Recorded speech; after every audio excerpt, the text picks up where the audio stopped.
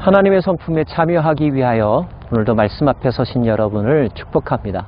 오늘 하루가 여러분에게 최고의 날이 되기를 바랍니다. 성령 충만하십시오.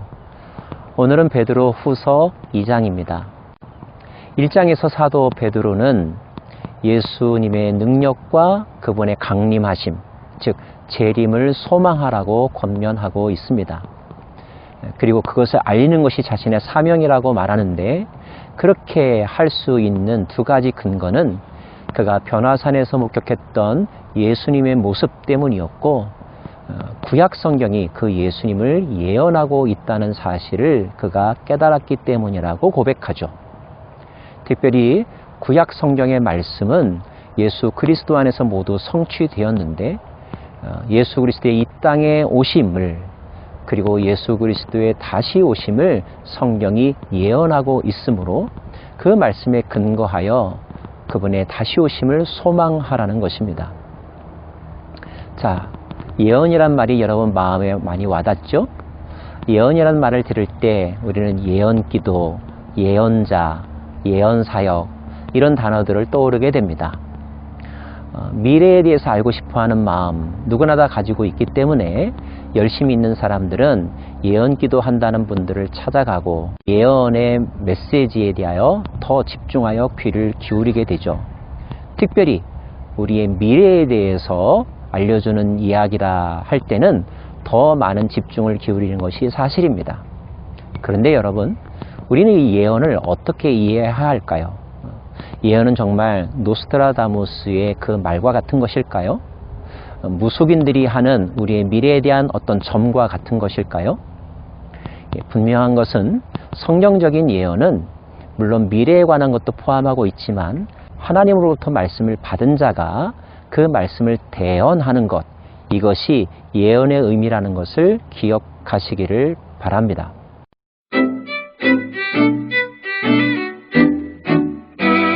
예언과 주의 강림이라는 단어를 떠올렸을 때 우리는 또 한 가지 떠오르는 부정적인 이미지가 있는데요. 그것은 이른바 시한부 종말론과 같은 내용들입니다. 사회가 불안하면 어려울수록 많은 사람들이 예수님의 다시 오심을 숫자적으로 계산하여 모월, 모일에 그분께서 오신다, 또 몇 년도에 지구가 망한다, 이런 이야기들을 하고 있지 않습니까? 아닐 거라고 생각을 하면서도 막상 그런 이야기를 들으면 혹시나 하는 마음 때문에 마음과 관심이 쏠리는 것이 인지상정인 것 같습니다. 그런데 이러한 현상은 비단 오늘날에 뿐만 아니라 사도 베드로가 활동하던 시대에도 있었던 것 같습니다. 그래서 오늘 베드로후서 2장에서는 주의 강림을 이야기하면서 거짓 예언에 대한 경고의 메시지도 빼놓지 않고 있습니다. 거짓 예언의 현상은 무엇일까요? 1절 말씀, 그러나 백성 가운데 또한 거짓 선지자들이 일어났었나니 이와 같이 너희 중에서도 거짓 선생들이 있으리라. 그들은 멸망하게 할 이단을 가만히 끌어들여 자기들을 사신 주를 부인하고 임박한 멸망을 스스로 취하는 자들이라. 자, 역사적으로 거짓 선지자들이 있었던 것처럼 사도 베드로 시대에 거짓 교사들, 거짓 예언자들이 여전히 활동하고 있었다는 것입니다. 자, 그러면 거짓 예언자들, 거짓 교사들은 어떠한 특징을 가졌을까요? 그들의 본 모습은 어떤 것일까요? 3절 말씀을 보면요, 그들이 탐심으로 지어낸 말을 가지고 너희로 이득을 삼으니 그들의 심판은 옛적부터 지체하지 아니하며 그들의 멸망은 잠들지 아니하느니라. 거짓 교사들의 특징은 지어낸 말을 한다는 것입니다. 하나님으로부터 들은 말씀이 아니라 지어낸 말이고요. 왜 지어내느냐? 탐심으로 말미암아 자기의 사사로운 이익과 권력욕을 위하여 말을 지어내어 적절하게 회유하기도 하고 엄포를 놓아 두려움에 빠져들게도 해서 결국 듣는 사람들을 자기가 조정하려고 하는 악한 행동을 저지른다는 것입니다. 이런 거짓 교사들의 희생양이 된 많은 이단에 속한 사람들, 시간을 낭비하고 물질을 낭비하고 정신적 에너지를 낭비하는 일이 얼마나 안타까운지 모르겠습니다. 더욱더 심각한 부작용은 그들이 그런 일을 겪고 나면 그 후에는 진리의 음성이 들림에도 불구하고 아예 들으려 하지 않는다는 것입니다. 시한부 종말론의 예가 그렇잖아요. 몇 번 그런 일을 겪고 나면 아예 사람들이 종말에 대한 메시지를 듣지 않으려고 하고 계시록을 아예 읽으려고 하지도 않는다는 것. 어쩌면 사단은 이런 전략을 사용하여서 사람들로 하여금 하나님의 말씀을 듣지 못하게 하는 것 같습니다. 그렇다고 본다면 거짓 예언자, 거짓 교사들의 폐단은 너무나 큰 것이 아니겠습니까? 그래서 오늘 말씀해 보면 하나님께서 그들을 반드시 심판하신다고 기록하고 있습니다. 마치 노아 때와 같이, 소돔과 고모라 때와 같이 하나님께서 그들을 반드시 심판하실 것이다. 그들은 당을 짓고 또 사람들을 두려움에 빠져들게 만들고 음심을 품고 범죄하는 행동과 부적절한 행동들을 하는 사람들인데 하나님께서 반드시 심판하실 것이다.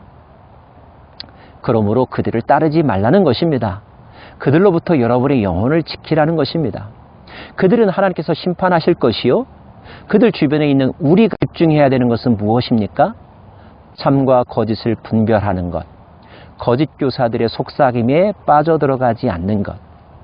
그 첫 번째는 사람을 의지하지 않는 것입니다. 참다운 선지자, 참다운 교사들은 하나님의 영광과 주 예수의 이름만을 위하여 사역했습니다. 그들은 그들에게 돌아오는 박수도 자기의 것으로 취하지 않았습니다. 그들은 겸손의 자리에 늘 머물렀고 오직 십자가의 예수님만 자랑했죠. 만약 어떤 사역자가, 어떤 교사가 박수를 즐거워하고 사람들로부터 인기 얻는 것을 은근히 즐긴다면 그는 거짓 예언자일 가능성이 매우 높습니다. 또 하나, 그 사람이 하나님으로부터 들은 음성을 말하는지 자기가 지어낸 말을 하는지를 어떻게 분별할 수 있을까요? 네, 말씀을 알아야 분별할 수 있습니다. 그래서 말씀 공부가 중요한 것입니다. 이미 말씀이 우리 안에 들어와 있으면 그 말씀이 리트머스 시험지가 되어서 누가 어떤 말을 할 때 그것이 하나님의 말씀에 부합한가 또는 하나님의 말씀을 왜곡하는 것인가를 감지하게 하죠. 그래서 우리로 하여금 거짓에 빠져들지 않게 한다는 것. 그래서 매일매일 하나님의 말씀을 먹는 것이 중요하고요. 그 말씀의 참된 뜻을 배우는 것 너무너무 중요한 것입니다.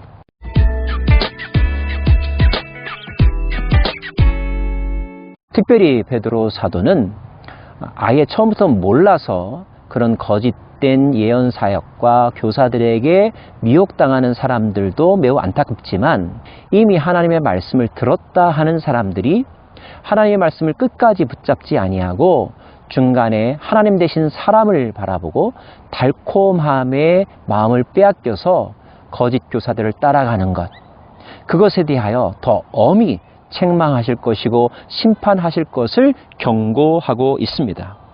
특별히 요즘 시대는 인터넷을 통하여서 모든 사람들이 자기가 깨달은 말씀이나 경험한 하나님의 간증을 함께 나누는 시대가 되었습니다.